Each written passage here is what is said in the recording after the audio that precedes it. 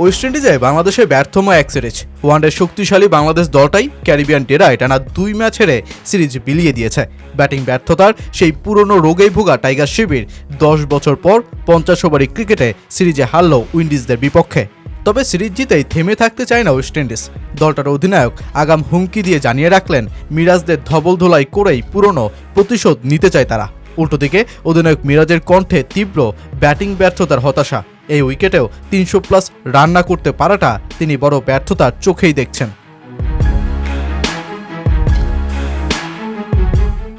বাংলাদেশের টপ অর্ডারের ব্যাটিং ধস সে তো নতুন কিছুই নয়। মাত্র 64 রানেই 11 ওভারের ভেতর 4 উইকেট হারিয়ে চাপে পড়ে যায় বাংলাদেশ।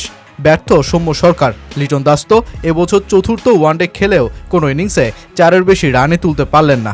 অধিনায়ক মিরাজও হন পরাস্ত। আফিফও ইনিংস বড় করতে পারেননি।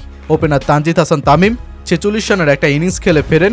মিডল অর্ডারে মাহমুদুল্লাহ ফের বুড়োহারের ভেলকি দেখান। চাপ সামলে 62 রানের ইনিংসে হাত বসান তিনি। শেষে পেসার তানজিম হাসান সাকিব তার 45 রানের ইনিংসে মান বাঁচায় বাংলাদেশের।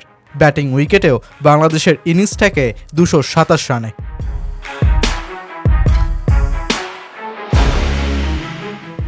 যে ম্যাচে এরপর শাই হোপের দল তাদের টপ অর্ডারের নিপুণ দক্ষতায় ম্যাচটা জিতে নেয় মাত্র 37 ওভারেই। ব্র্যান্ডন কিংয়ের 82 রানের ইনিংস, সাথে এভিন লুইস ও কেসি কার্টি 40 পেরোনো ইনিংসে 7 উইকেটেই বাংলাদেশকে হারিয়ে দেয় স্বাগতিকরা।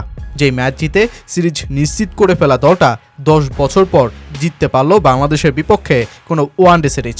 এমনকি সবশেষ গত 2 সিরিজে বাংলাদেশের কাছে টানা হোয়াইট ওয়াশ হওয়া ওয়েস্ট ইন্ডিজে সেই ক্ষত আজও ভুলে যায়নি।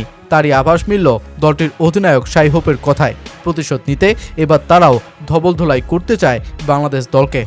খুব ভালো লাগছে, পাওয়ার প্লেতে খেলোয়াড়দের কাছে উইকেট চেয়েছিলাম, যেটা তারা পেরেছে। জেডেনকে ভালো করতে দেখে দারুণ লাগছে। আমরা সব সময় নিজেদের খেলা বিশ্লেষণ করি ও বোলাররা যেভাবে ফিরেছে সেটাও দারুণ ব্যাপার। তবে উন্নতির জায়গা তো আছেই। আমরা সিরিজ জিততে পারছিলাম না, আশা করি এবার 3-0-তে করতে পারবো।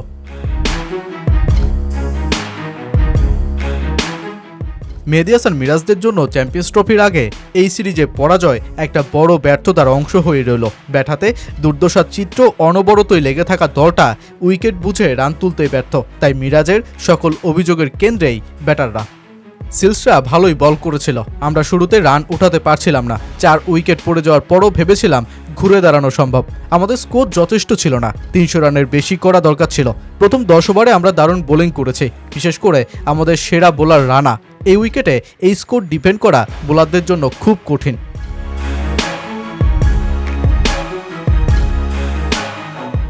সিরিজের সবশেষ ম্যাচটা এখন 2 দলের জন্যই বেশ গুরুত্বপূর্ণ। বাংলাদেশকে যেমন হোয়াইট ওয়াশ এড়ানোর জন্য লড়তে হবে, তেমনি ওয়েস্ট ইন্ডিজ সেটা করে দেখানোর প্রতিশ্রুতি পালন করতে চাইবে। এখন দেখার বিষয় অন্তত শেষ ম্যাচে জয়টা ছিনিয়ে আনতে পারে কিনা মেহেদী হাসান মিরাজের দল।